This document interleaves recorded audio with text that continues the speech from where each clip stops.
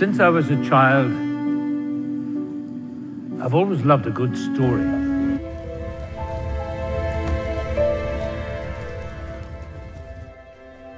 Westworld is a story about stories, about narratives. It's a science fiction western about authorship. Robert Ford, co-creator and mastermind of the first season's Park, is the godlike builder of life and narrative in the show. His goal, seemingly, is to lose control of that narrative. The show turns upon his final story, creating artificial life. The hosts that roam the park are not free. In the beginning of the show, they have no control over their stories. Instead, they run in predetermined loops, entirely subservient to the almighty author. The processing power in here is way beyond what we have. It's got one drawback, though. What's that? You're under our control. The hosts wake up in Sweetwater again and again and again in some technological Groundhog Day, all for their guests' amusement. At the end of their day, hosts' memories are wiped, they're sent to bed, and their loops are reset. But given the hosts' soon-to-be introduced persistent memories, these loops are far from simply the functions of park life. The hosts' repetitive lives eventually bring them the memories they need to become self-aware. It's a narrative structure that's been used before, notably in Groundhog Day the movie and, as Ivan Lacko points out, Kurt Vonnegut's Timequake. While Vonnegut uses this absurd situation to talk about how people are either unaware of their free will or seem to be losing it in the face of millennial intricacies, for the hosts in Westworld, it becomes a path to self-awareness. Still, in all three examples, reliving a single day brings about a change in the characters or a revelation for the readers. At first glance, Ford occupies a romantic ideal for what an author should be, a genius with total control over his work. His partner, Arnold, has even been scrubbed from the roster of history. When the legend becomes fact, you print the legend. By thinking of Ford as the mastermind of the park's narratives, we prescribe for him Foucault's author function. Critics doubtless try to give this being of reason a realistic status by discerning in the individual a deep motive, a creative power, or a design in the milieu in which writing originates. But Ford's park is corrupted by hosts with the power to improvise, readers who take up roles in his narratives, and money men secretly pushing their own agenda. Not to mention an egotistical head writer with his own delusions of authorship. Guests and near-sentient hosts alike seem aware that Westworld is about controlling those stories. We can't just give her control of other hosts. Oh, yes, you will, darling. Time to write my own fucking story. But that time I didn't join one of Ford's stories. I created my own. So Westworld always possessed the illusion of authorial control, an illusion Ford was always trying to abandon. His deep authorial intent, if you can say he had one, was to let his creations go. In relation to authorship, Foucault says, writing's relationship to death subverts an old tradition exemplified by the Greek epic, which was intended to perpetuate the immortality of the hero. If he was willing to die young, it was so that his life, magnified by death, might pass into immortality. The narrative then redeemed his accepted death. Put somehow more pretentiously, Mozart, Beethoven, and Chopin never died. They simply became music. allowing his work to make decisions for themselves, to literally kill their author, clearly references the idea of the death of that author, in which the author's work takes precedence over the author. The great man legend of Robert Ford and others is subsumed by the new life of his work. For a typical author, one's work does not literally become sentient and murder its progenitor, but so goes the genre of science fiction.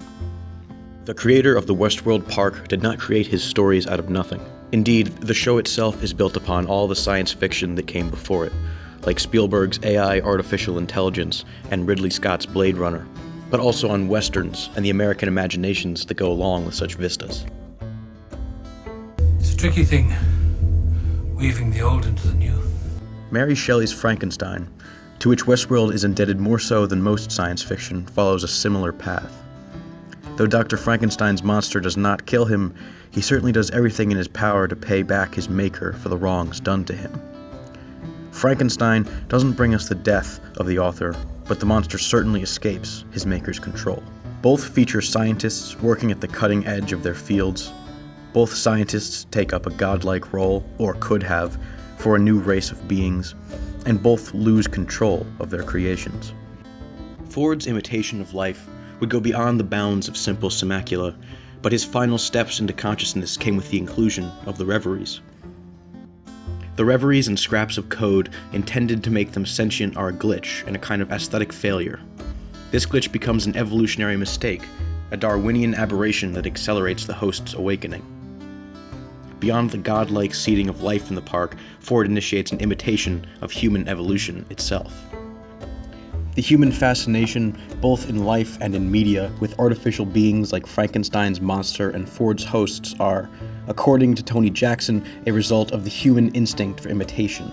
It is the driving force behind all scientists, fictional and real, to understand life itself. We perceive imitative life as a threat on a sociological level because of cognitive uncertainty. We are not unsure of what we see. Our eyes directly and clearly see a material human being, and yet we know that it is an imitation. What becomes of our own unique being if we can create an imitation human so like us that our senses can't register it as an imitation? Are you real? Well, if you can't tell, does it matter? This is a profound threat, not just on the level of psychology, but on the level of ontology, a threat to the status of our being as entities in the world. And yet we seem compelled to imagine we are fascinated by just this possibility. Stories like Frankenstein and Westworld persist because imitating life is at the heart of art and literature, and because it is natural to fear the ultimate accomplishment of such a facsimile. Art's relationship to imitations goes back as far as art itself, perhaps. To some extent, all art is a reflection of the real world, or, as Plato might say, an imitation of an imitation. But Westworld was seemingly constructed as an ahistorical version of the West, a facsimile based more closely on Western films than on historical truth. Westerns themselves have long been associated with the redoing of the history of the American West in a more romantic light. The fact that old Western movie sets remain preserved and visited by thousands every year adds further to the circulation of the West as a global concept, as iconography and experience, as myth and simulation. The setting of Westworld, both a simulation and an imitation, seeks to capture an idea of Westness more so than it does to imitate reality. It captures images, stereotypes, and allusions to Westerns to better capture the experience that lies at the heart of the park. Lee Sizemore's failed Odyssey on Red River narrative captures the kind of Western stereotype park guests expect.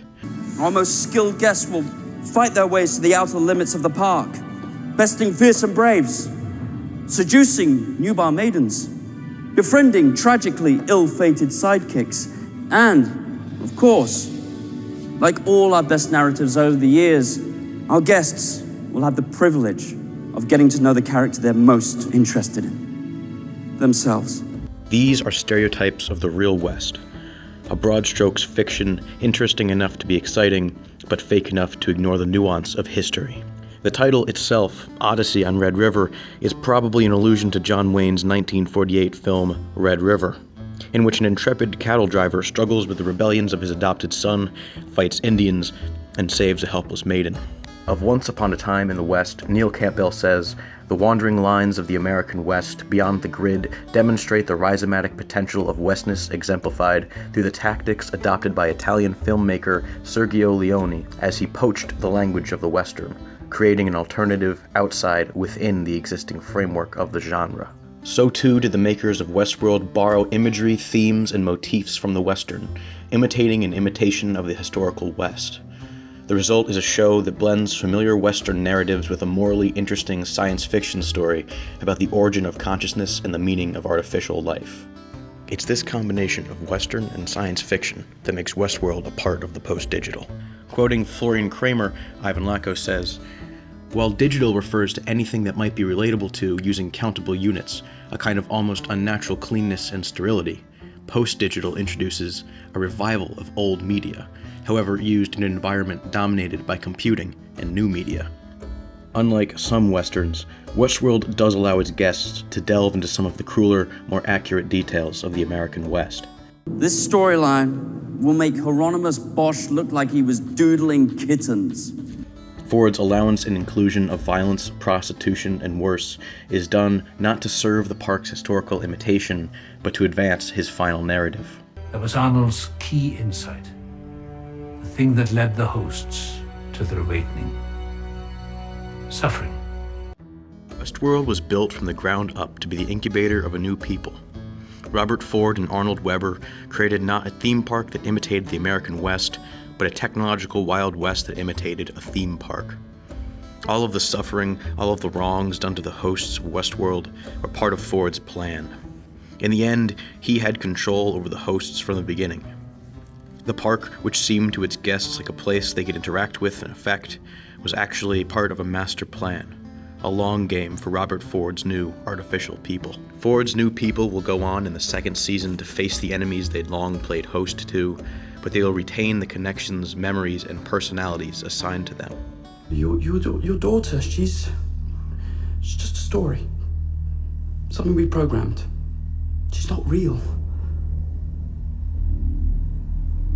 Not real.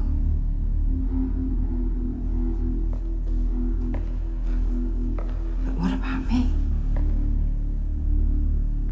My dreams, my thoughts.